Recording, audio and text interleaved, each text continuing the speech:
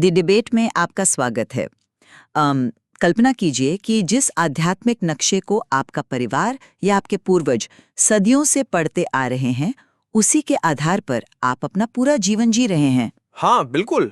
और फिर अचानक कोई आता है और आपसे कहता है कि भाई, आप इस नक्शे को हमेशा से उल्टा पढ़ते आ रहे हैं। आपकी मंजिल उत्तर में नहीं बल्कि दक्षिण में है। सही कहा। और ये कोई छोटी बात नहीं है। एकदम। तो आज हम जिस विषय का विश्लेषण कर रहे हैं वो महज कोई छोटा सुधार नहीं है। मतलब ये एक ऐसा वैचारिक भूकंप है जिसने आस्था, समाज और यहाँ तक कि सत्ता की पूरी नींव को हिलाकर रख दिया है। आज की हमारी चर्चा का केंद्र संत रामपाल जी महाराज की शिक्षाएं, उनके द्वारा दी गई सुप्रीम गॉड की अवधारणा और उन गंभीर कानूनी और हिंसक टकरावों का विश्लेषण करना है जिन्होंने पूरे देश का ध्यान खींचा। हाँ, और यही आज हमारी चर्चा का सबसे ज्वलंत प्रश्न भी है। मतलब क्या संत रामपाल जी की शिक्षाएं और उनके वो अभियान जैसे नशा मुक्ति या दहेज मुक्त विवाह, क्या वो एक वास्तविक धरातलीय आध्यात्मिक क्रांति हैं या फिर कुछ और? हाँ, या फिर पारंपरिक धर्म ग्रंथों की उनकी वो कट्टर शाब्दिक व्याख्याएं और आश्रमों को किलों में तब्दील कर देने का जो उनका एक हिंसक इतिहास रहा है, क्या वो इस पूरे आंदोलन की विश्वसनीयता पर एक बहुत ही गंभीर सवाल खड़ा करता है? हमारी आज की ये पूरी चर्चा, श्रोताओं को बता दूं, उनके अनुयायियों के दावों, धर्म ग्रंथों के अनुवादों और सीधे तौर पर अदालती दस्तावेजों पर आधारित है। बिल्कुल। और देखिए, मेरा रुख इस चर्चा में बहुत स्पष्ट है। मैं मानती हूँ कि संत रामपाल जी महाराज द्वारा जो भी धर्म ग्रंथों के प्रमाण प्रस्तुत किए गए हैं वो कोई मनगढ़ंत बातें नहीं हैं। वो सीधे वेदों, गीता और कुरान के ठोस साक्ष्यों पर टिके हैं।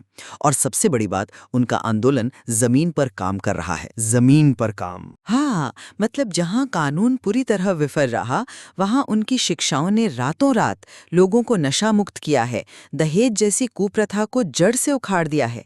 मैं सोचती हूँ कि उनके खिलाफ जो भी विवाद खड़े किए गए वो दरअसल उन स्थापित धार्मिक और राजनीतिक सत्ताओं का पलटवार था जिन्हें अपने वजूद पर खतरा महसूस हुआ। मैं आपकी बात समझ रहा हूं और मैं जमीनी स्तर पर किए गए सामाजिक कार्यों के प्रभाव को नकार भी नहीं रहा हूं, वो सराहनीय है। लेकिन मेरा तर्क ये है कि कोई भी सामाजिक कार्य किसी संस्था के हिंसक और टकरावपूर्ण इतिहास को सही नहीं ठहरा सकता। टकरावपूर्ण इतिहास से आपका क्या मतलब है? मेरा मतलब है कि एक आध्यात्मिक गुरु का काम समाज में चेतना जगाना होता है ना कि राज्य की सत्ता को चुनौती देते हुए एक समानांतर व्यवस्था खड़ी कर देना। 2006 का करौंथा कांड ले लीजिए, या विशेष रूप से 2014 का बरवाला आश्रम विवाद, जहां पुलिस और अनुयायियों के बीच हिंसक झड़पें हुई, लोगों की जानें गईं।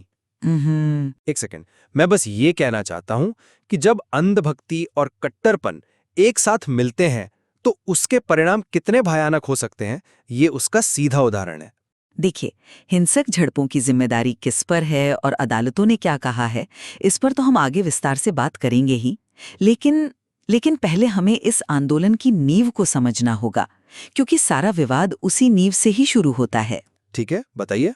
संत रामपाल जी महाराज का सबसे प्रमुख दावा ये है कि ये पूरा ब्रह्मांड किसी निराकार शक्ति द्वारा नहीं, बल्कि एक साकार मानव सदृश परमेश्वर द्वारा रचा गया है। साकार रूप में? हाँ, साकार रूप में। और उस पूर्ण परमात्मा यानी सुप्रीम गॉड का नाम कबीर साहिब या कबीरदेव है। अब आप देखिए, ये दावा उन्होंने कोई हवा में नहीं किया है। ऋग्वेद के मंडल 9 सूक्त 96 में स्पष्ट रूप से कबीरदेव का उल्लेख है, जो शिशु रूप धारण करके आता है। अच्छा। बिल्कुल। गीता के अध्याय 15 और 8 में परम अक्षर ब्रह्म की बात की गई है।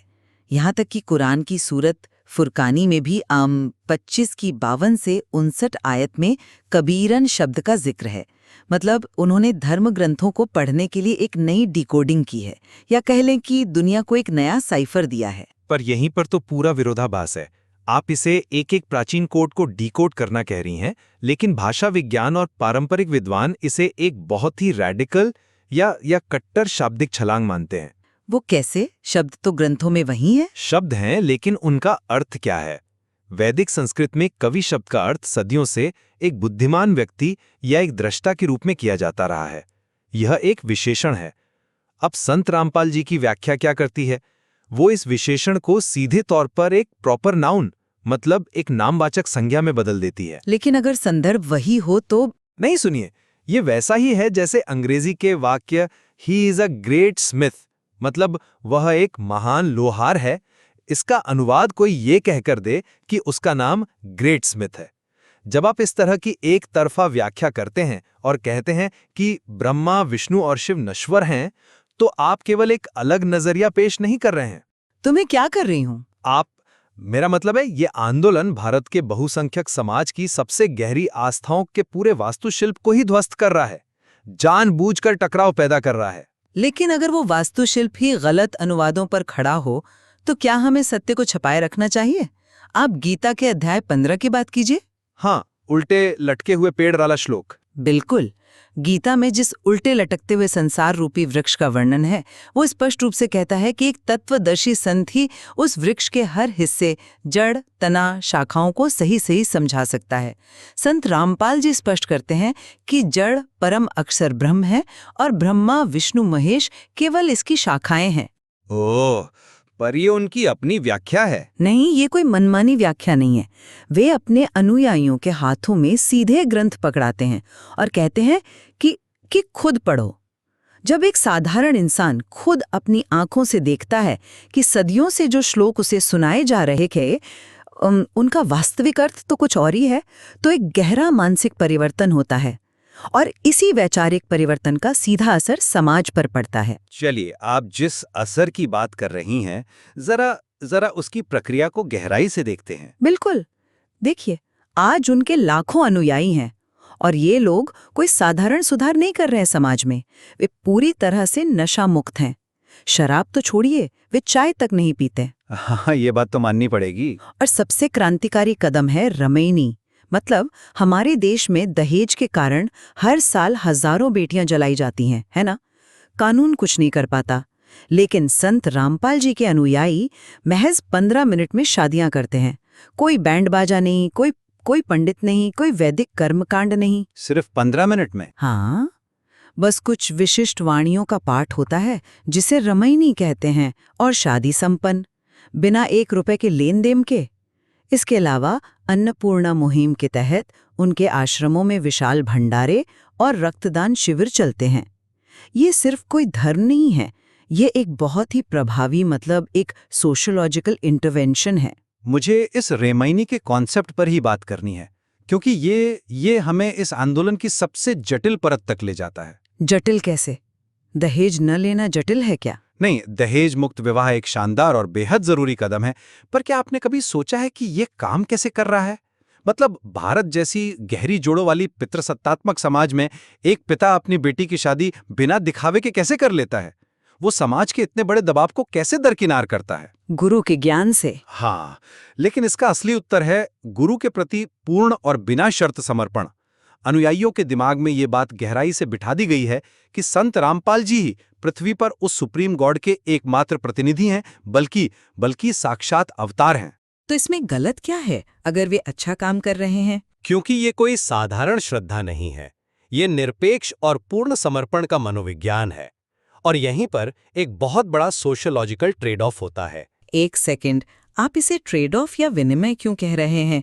बुराइयों का छूटना तो शुद्ध रूप से सकारात्मक बदलाव है ना? सकारात्मक है, लेकिन जिस निरपेक्ष समर्पण के मनोविज्ञान से आप रातों रात शराब और दहेज जैसी कुप्रथाओं को खत्म करते हैं, ठीक उसी मनोविज्ञान का इस्तेमाल एक समानांतर सत्ता खड़ी करने में भी होता है। समानांतर सत्ता? हाँ, जब गुरु का हर शब्द कानून बन जाता है, तो अनुयायी बाहरी दुनिया, समाज और यहां तक कि राज्य के कानूनों से भी कटने लगते हैं।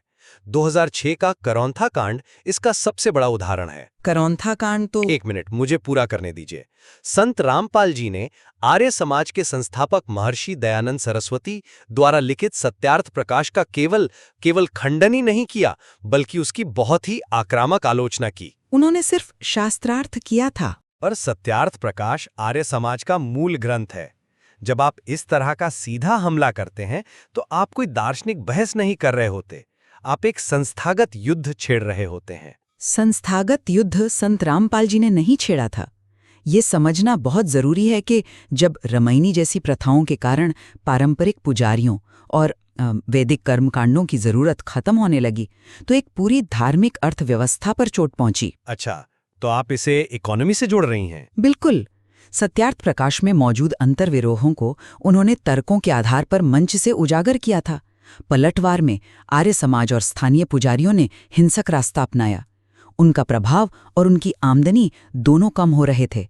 आप इसे राज्य के खिलाफ विद्रोह कह रहे हैं, लेकिन अनुयायियों के नजरिए से देखें तो स्थानीय प्रशासन और पुलिस अक्सर इन स्थापित और प्रभावशाली धार्मिक समूहों के मोहरे के रूप में काम कर रहे थे। चलिए, एक पल के लिए मान लेते हैं कि स्थानीय प्रशासन पक्षपाती था, ठीक है, लेकिन 2014 के बरवाला कांड के बारे में क्या कहेंगी? वहां भी प्रशासन की ही? नहीं, वो तो महज दो धार्मिक गुटों की लड़ाई नहीं थी।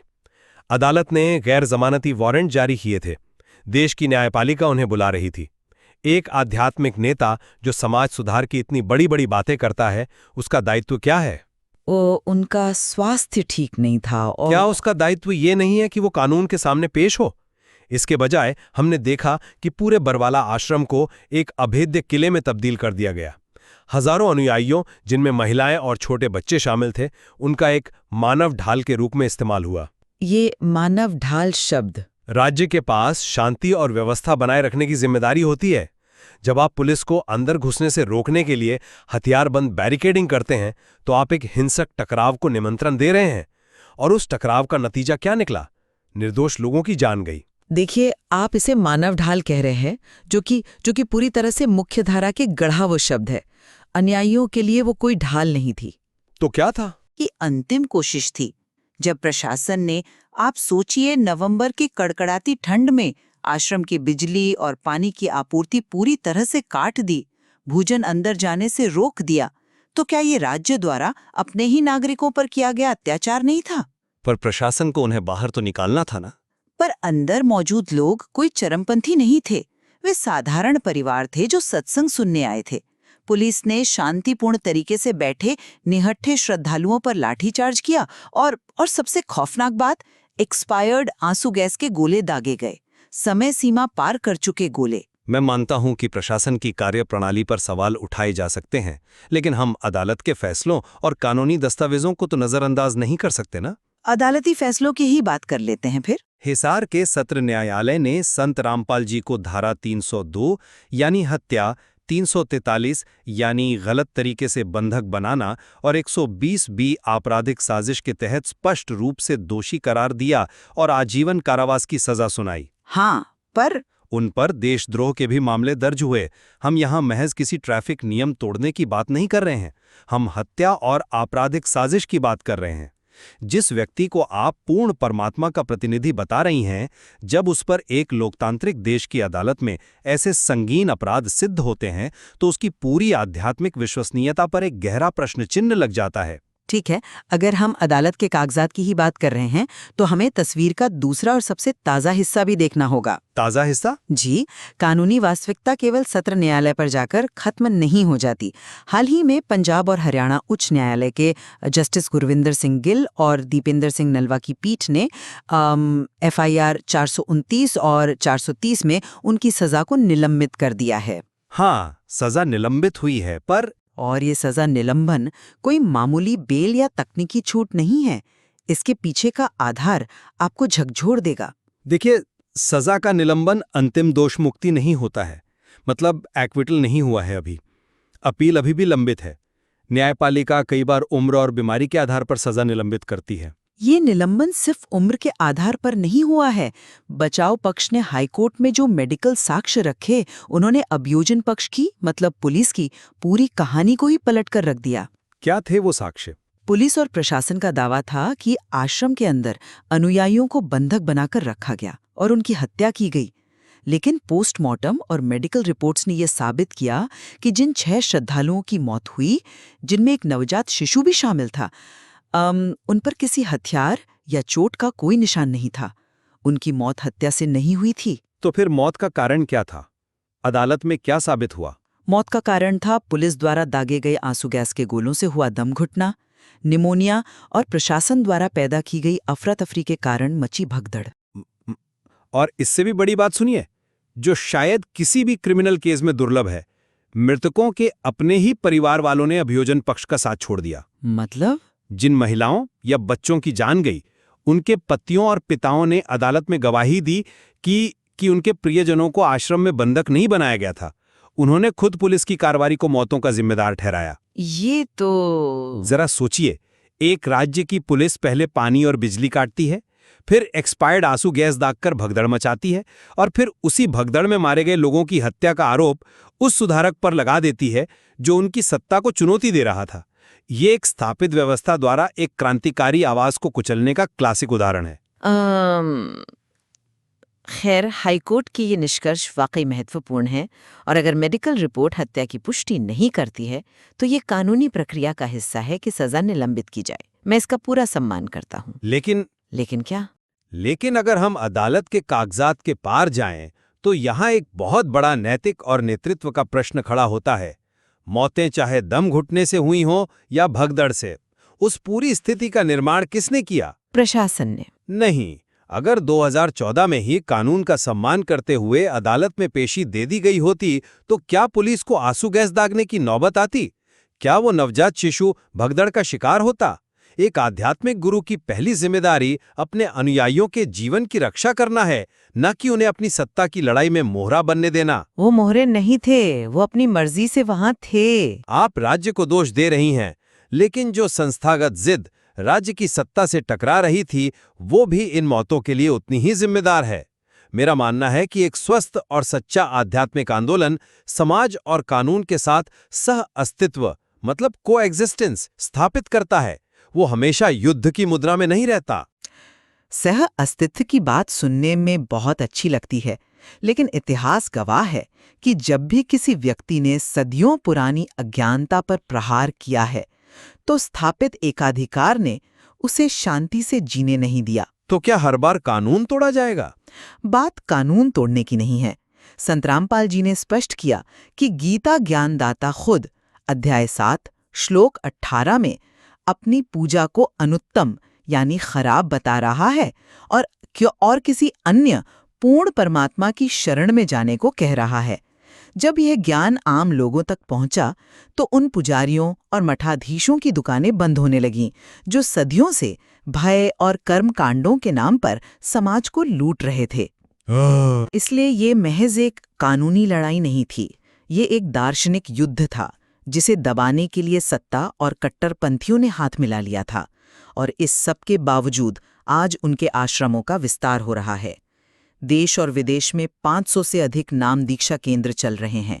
मीडिया के इतने भयंकर दुष्प्रचार और 10 साल की जेल के बाद भी अगर लोग जुड़ रहे हैं, तो इसका सीधा अर्थ है कि उनकी शिक्षाओं में एक सत्य है जो इंसान के जीवन को भीतर से बदल रहा है।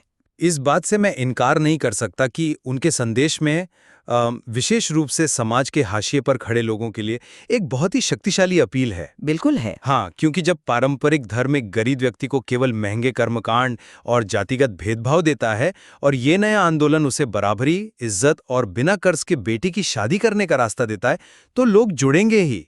समाजशास्त्रीय दृष्टिकोण से मैं मानता हूं कि जेल के अंदर से इतना बड़ा और अनुशासित संगठन चलाना कोई साधारण उपलब्धि नहीं है। और यही इस पूरी चर्चा का सार है ना? हम किसी आंदोलन का मूल्यांकन किस तराजू पर करेंगे? क्या हम उसे केवल उन हिंसक टकरावों और मुकदमों के चश्मे से आंखेंगे जो एक शत्रुतापूर्ण व्यवस्था ने उस पर थोपे हैं? मैं उन्हें थोपा हुआ नहीं कहूंगा, पर या हम उस वास्तविक मापने योग्य परिवर्तन को देखेंगे जो उसने लाखों परिवारों में लाया है। जब कोई व्यक्ति इस मार्ग से जुड़ता है, तो वो सबसे पहले भ्रष्टाचार, नशा, चोरी और मांसाहार छोड़ता है। वो एक आदर्श नागरिक बनता है। धर्मग्रंथों के अकाट्य साक्ष्य और जमीन पर ये असाधारण सामाजिक सुधार मिलकर इस बात की गवाही देते हैं कि ये एक वास्तविक आध्यात्मिक क्रांति है। कानूनी मुकदमों और जेल का ये सफर केवल वो कीमत है जो एक सत्यवादी सुधारक को इस दुनिया में चुकानी पड़ती है। देखिए, ये एक नजरिया है और मैं समझता हूं कि उनके अनुयायी दुनिया को इसी रूप में क्यों देखते हैं, लेकिन मेरा निष्कर्ष इसके ठीक विपरीत है। अच्छा जी, आध्यात्मिक दर्शन कितना भी आकर्षक क्यों न हो और सामाजिक कार्य कितने भी शानदार क्यों न हो, वे जवाबदेही का विकल्प नहीं बन सकते। अकाउंटेबिलिटी जरूरी है। नशा मुक्ति और रमेनी शादियां निश्चित रूप से समाज के लिए एक वरदान है। बिल्कुल। लेकिन जब यही कट्टर वैचारिक मतभेद और गुरु के प्रति अंधभक्ति एक समुदाय को इस हद तक ले जाती है कि वे लोकतांत्रिक राज्य व्यवस्था को ही नकारने लगते हैं, तो वो समाज के लिए एक बड़ा खतरा बन जाता है। हाईकोर्ट द्वारा सजा का निलंबन न्याय प्रणाली की एक प्रक्रिया है जो प्रत्यक्ष हत्या के आरोप को भले ही कमजोर करती हो, लेकिन यह उस संस्थागत कार्य प्रणाली को दोषमुक्त नहीं करती जिसने अपने ही अनुयायियों को एक खूनी टकराव के मुहाने पर लाकर खड़ा कर दिया। खैर, ये सच है कि आस्था और राज्य सत्ता के इस टकराव ने समाज के सामने कई जटिल सवाल खड़े कर दिए हैं, पर हम दोनों इस बात पर एकमत हैं कि संत रामपाल जी द्वारा शुरू किया गया दहेज मुक्त विवाह और नशा मुक्ति अभियान हमारे समाज की एक बहुत बड़ी जरूरत को पूरा कर रहा है। उसकी सफलता वाकई असाधारण है। हाँ, बिल्कुल। समाज पर उन कार्यों का सकारात्मक प्रभाव एकदम स्पष्ट है और उसकी सराहना भी की जानी चाहिए। लेकिन इस बात पर हमारी असहमति हमेशा बनी रहेगी कि क्या इन शानदार सामाजिक उपलब्धियों की आड़ में पारंपरिक मान्यताओं पर आक्रामक प्रहार और राज्य के खिलाफ किए गए उस विद्रोह को सही ठहराया जा सकता है? और यही द डिबेट का उद्देश्य है, तथ्यों की हर परत को आपके सामने खोल कर रखना। हमने आपके सामने धर्मग्रंथों की वो कट्टर शाब्दिक व्याख्याएं रखी जो कबीर देव को सुप्रीम गॉड स्थापित करती हैं, और हमने रमैनी के जरिए हो रहे उस सामाजिक विनिमय की भी चर्चा की जो दहेज को तो खत्म कर रहा है, लेकिन साथ ही एक समानांतर सत्ता को भी जन्म दे रहा है। बिल्कुल। और हमने 2014 के बरवाला कांड की जमीनी हकीकत और हाल ही में हाईकोर्ट द्वारा दिए गए सजा निलंबन के उन साक्ष्यों को भी टटोला जो पूरी कहानी का रुख बदल देते हैं। सही बात है। सत्य कभी भी सीधा और सरल नहीं होता। ये हमेशा दार्शनिक मान्यताओं, सामाजिक जरूरतों और कानूनी हकीकतों के बीच कहीं उलझा होता है। हमने शो की शुरुआत में एक आध्यात्मिक नक्शे की बात की थी। हो सकता है कि जो नक्शा सदियों से हमें सही दिशा दिखा रहा हो वो सच में त्रुटिपूर्ण हो, या शायद नया नक्शा बनाने का तरीका ही गलत हो। हाँ, लेकिन जब कोई आपको एक बिल्कुल नया नक्शा दे, भले वो दावा करे कि ये वेदों और शास्त्रों द्वारा प्रमाणित है, तो उस पर आंख मूंद कर चलने से पहले आपको खुद उसकी हर बारीक लकीर को जांचना चाहिए। अध्यात्म और सत्य की इस जटिल यात्रा में अपने विवेक का इस्तेमाल करना और दिशा तय करने का अंतिम अधिकार हमेशा आपका अपना होता है। द डिबेट में हमारे साथ जुड़ने के लिए धन्यवाद। सोचते रहिए और सवाल करते रहिए।